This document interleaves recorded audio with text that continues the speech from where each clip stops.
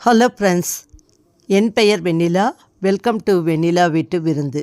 இன்றைக்கு நம்ம பார்க்க போகிற ரெசிபி என்னென்னா, மிகவும் சுவையான டேஸ்ட்டில் பார்பிக்யூவில் சாப்பிட்ற மாதிரி பன்னீர் டிக்கா செய்கிறது எப்படின்னு இந்த வீடியோவில் பார்க்க போகிறோம்.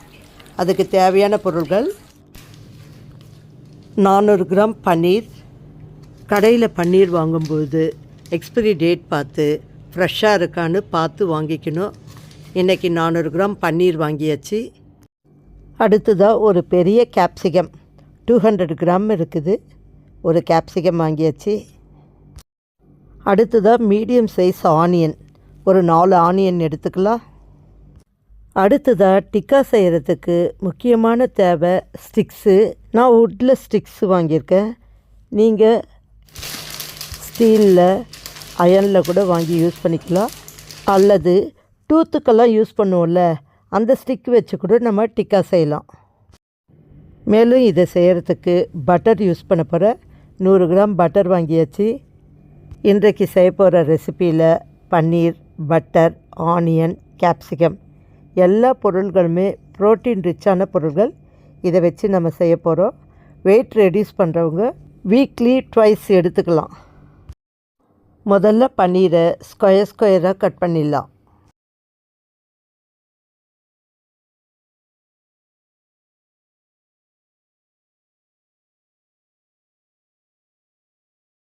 பாருங்கள், இது போல் ஸ்கொயராக கட் பண்ணி எல்லா பன்னீரை எடுத்தாச்சு. அடுத்ததாக ஆனியனை இது போல் 4 கட் பண்ணிக்கினாலே ஸ்கொயர் டைப்பில் வந்துடும். பாருங்கள், எல்லா ஆனியனும் இது போல் ஸ்கொயர் டைப்பில் கட் பண்ணி வச்சாச்சு. பன்னீர் எந்த சைஸில் இருக்கோ அதே போல் ஆனியனையும் கட் பண்ணி எடுத்தாச்சு. அடுத்தது கேப்சிகம்மை கட் பண்ணிக்கலாம். உள்ளே இருக்க விதைகளெல்லாம் நீக்கிட்டு நல்ல ஸ்கொயராக கட் பண்ணி எடுத்துக்கலாம். பாருங்கள், இது போல் எல்லாத்தையும் ஸ்கொயராக கட் பண்ணி எடுத்தாச்சு.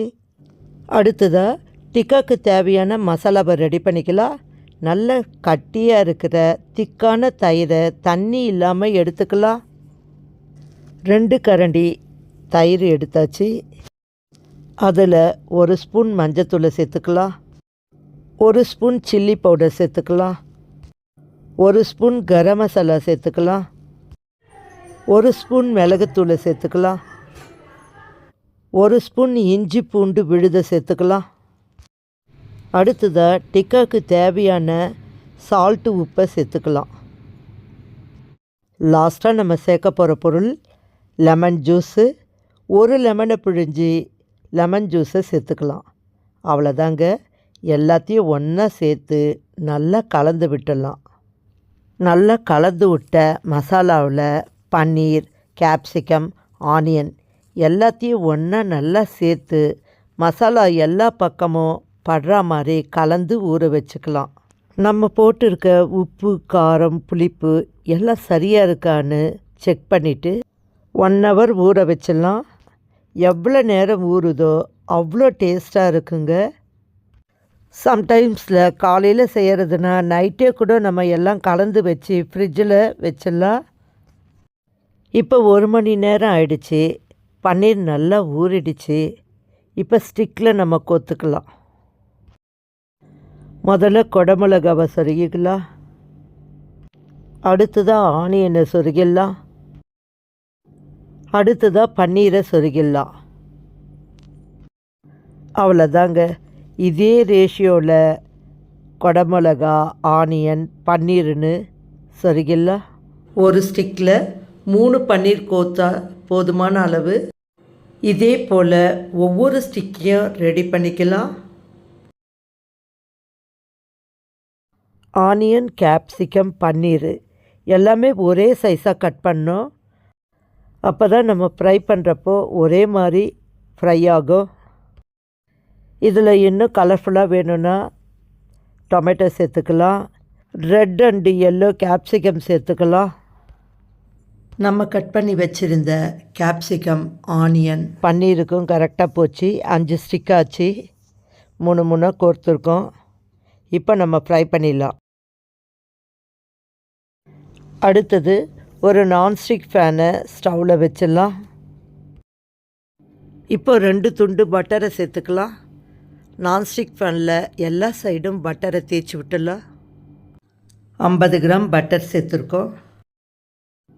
பட்டர் சிறிது உருகும் பொழுது இப்போ நம்ம வச்சுருக்க டிக்காக்களை எடுத்து அடிக்கலாம்.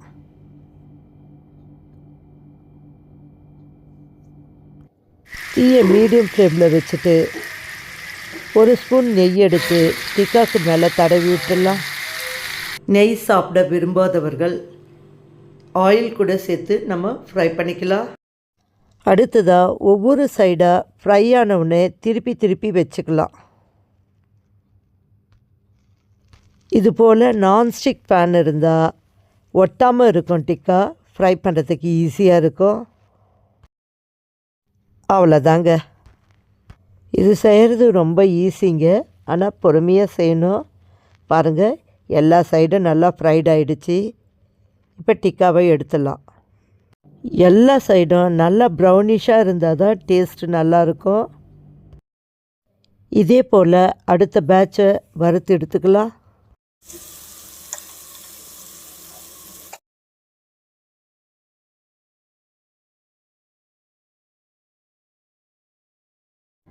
அவ்வளோதாங்க, எல்லா டிக்காவும் வறுத்து எடுத்தாச்சு. டேஸ்ட் எப்படி இருக்குன்னு என் மகன் பார்த்து சொல்ல போகிறாரு. டிக்கா பக்காவாக இருக்கான்னு பார்த்துடலாமா? செய்யறதுக்கு 10 நிமிஷம் ஆனாலும் சாப்பிட்றதுக்கு 2 நிமிஷம்.